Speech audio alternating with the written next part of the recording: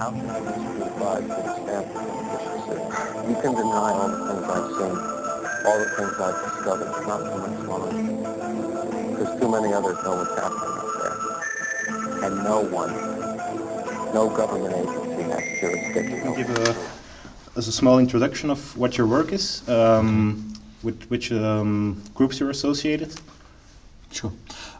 Well, I've been working on basically investigating unexplained mysteries and cover-ups for the last few years. About 19 years ago, I became involved in researching paranormal phenomena like the crop circles, and through that I've become more and more interested in all the other ideas that are out there, basically trying to find evidence for things that we are told don't exist, like ghosts, which we are told don't exist, even though they obviously do when you look at the evidence, or crop circles, which we are told are all man-made, even though it is very clear when you look at the evidence, they can't all be man-made. No, because I know of instances where the crop was, it was laid down, but it was still growing on the ground.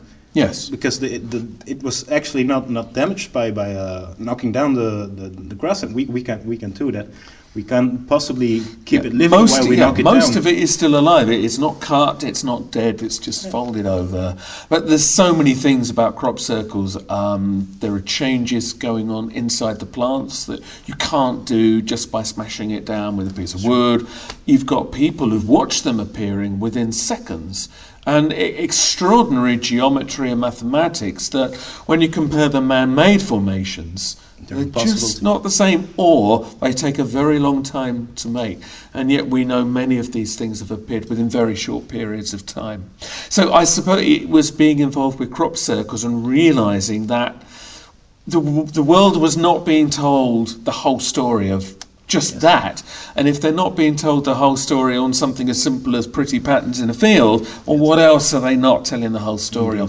So that's led me to become involved in wanting to. It was sort of your gateway to the whole. It was exactly, and now trying to open people's minds to all sorts of things, be it mysterious or political, or the whole way the world is run. It needs a second look. It needs understanding in a new way.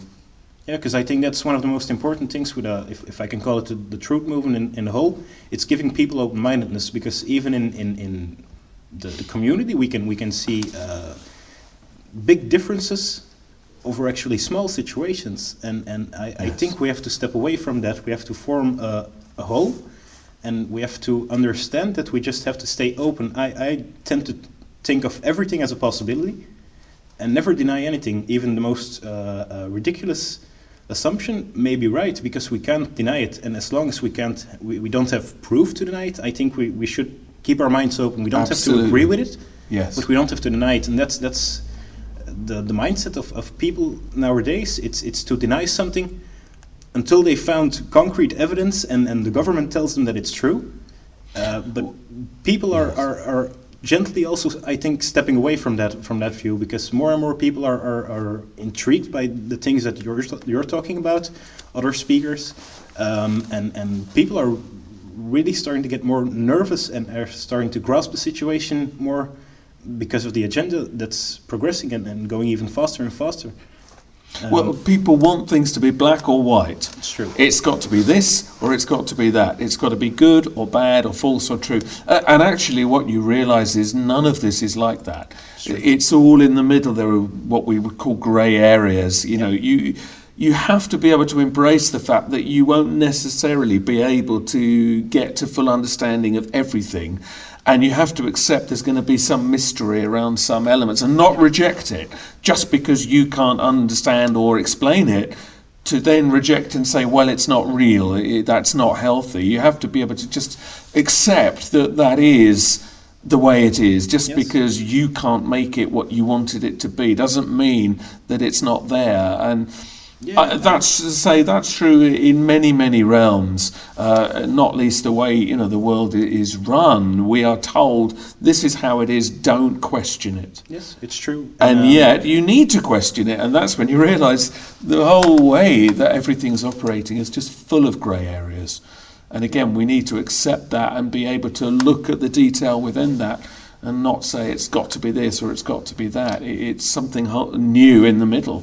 Yeah, it's true, and it's very in line with our whole way of thinking. It's black and white, and it has to be true or it's completely dismissed. And I think it's also a problem of duality. People are used to hearing dualities. For instance, I take the example of the Darwinian theory. Yes. That's the official name for Darwinism, but it's never called that. I've never had a teacher telling me in school that it's Darwin's theory. It's not fact.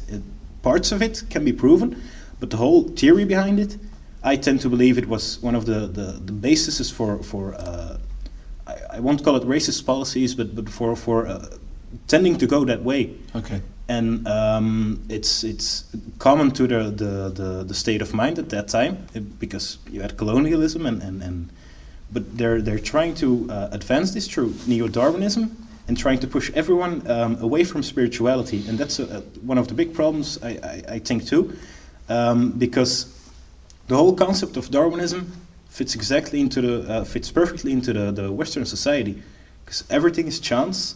There's no God, no luck, and you're all out on your own, and it's survival of the fittest. But general looking at the world shows us that it isn't true. It's not survival of the fittest, it's the smartest.